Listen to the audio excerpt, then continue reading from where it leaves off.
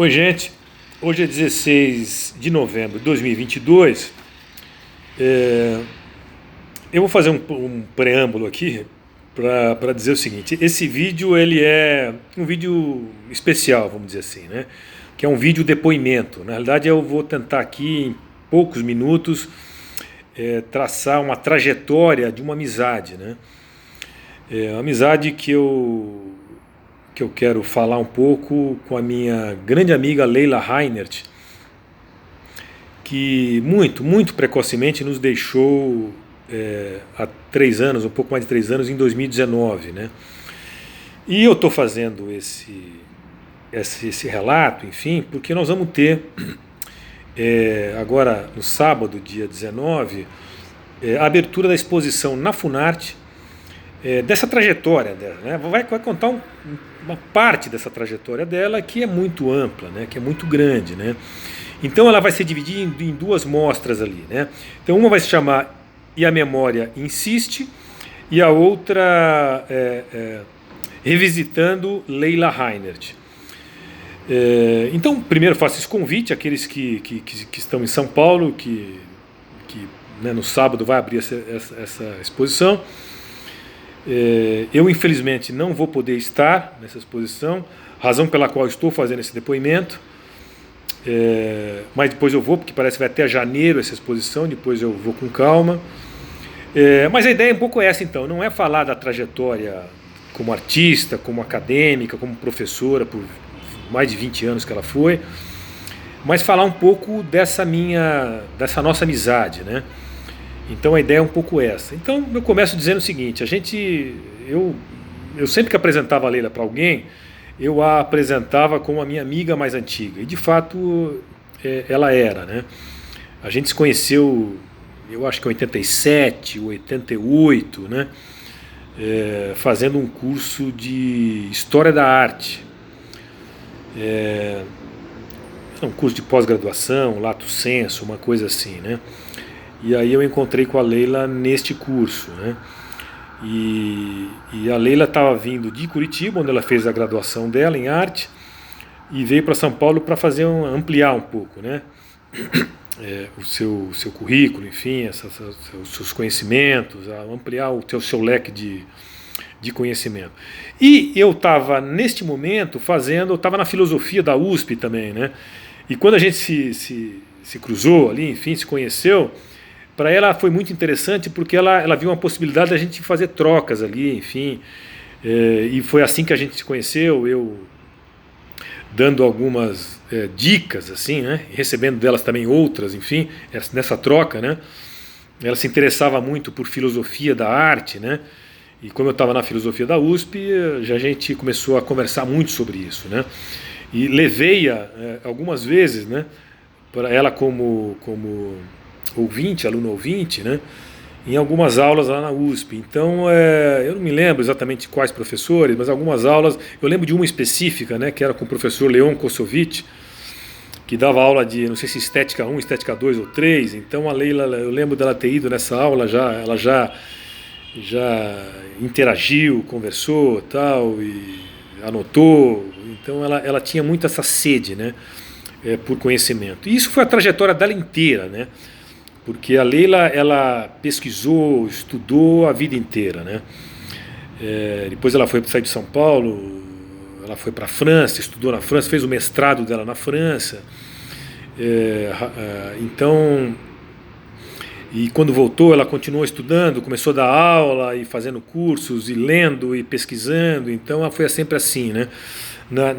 Na parte final ali, ela estava fazendo, já no seu pós-doutorado, ela estava fazendo um trabalho de tradução de um texto específico do Duchamp, mas ela não era só uma tradução, era muito mais do que isso. Ela fazia uma análise, né? Para fazer essa tradução, ela fazia uma análise, se debruçava, né, naquele trabalho teórico do Duchamp. Então eu lembro muito disso, né? Nesse período final dela fazendo esse trabalho, ela morava ali perto do Parque da Água Branca, então ela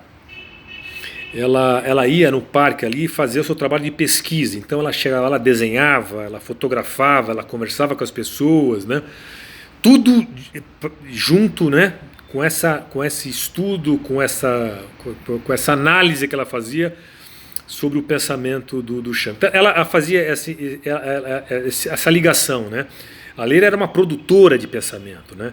Ela não era só uma receptora, né, das informações que ela captava, que ela lia, que ela estudava, tal. Ela produzia pensamento. Então, nesse trabalho final que ela fazia, era muito interessante isso, porque ela tentava fazer, né, essa ligação, né, do seu pensamento com aquilo que ela estava trabalhando especificamente, né, do Duchamp.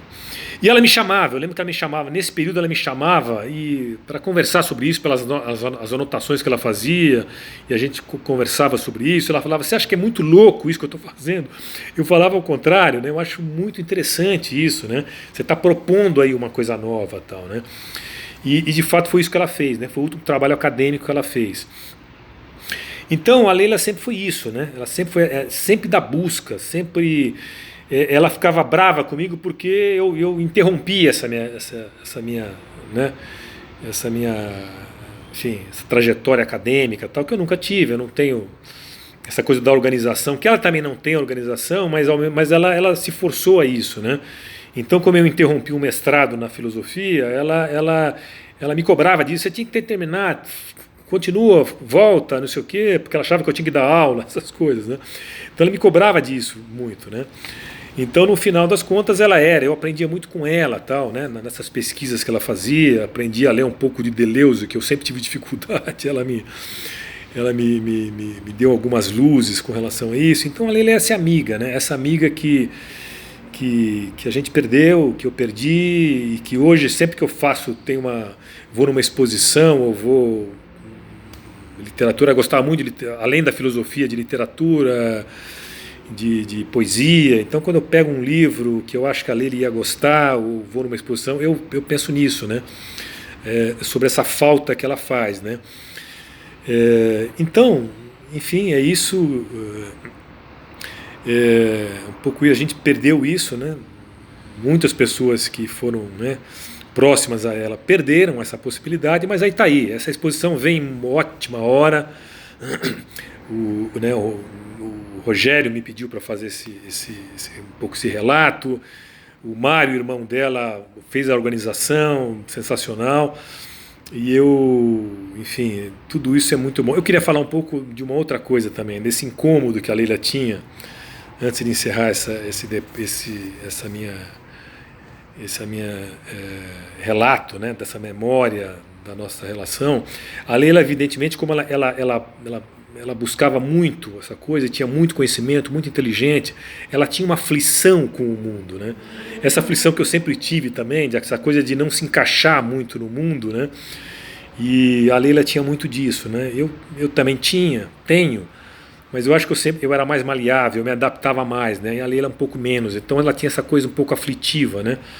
A partir do conhecimento que ela foi acumulando, enfim, e desse olhar, né, crítico, né, do mundo que ela sempre teve. Então era uma característica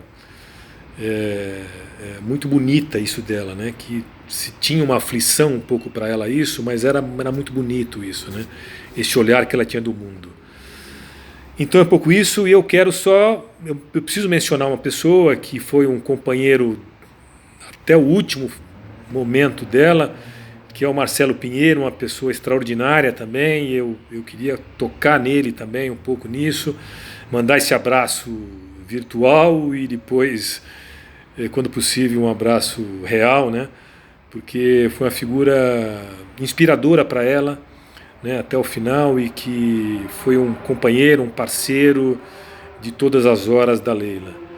Tá bom? Então esse era a síntese, o resumo dessa trajetória que eu tive nessa vida com a Leila. Tá bom, gente? É isso, e um abraço a todos e a todas.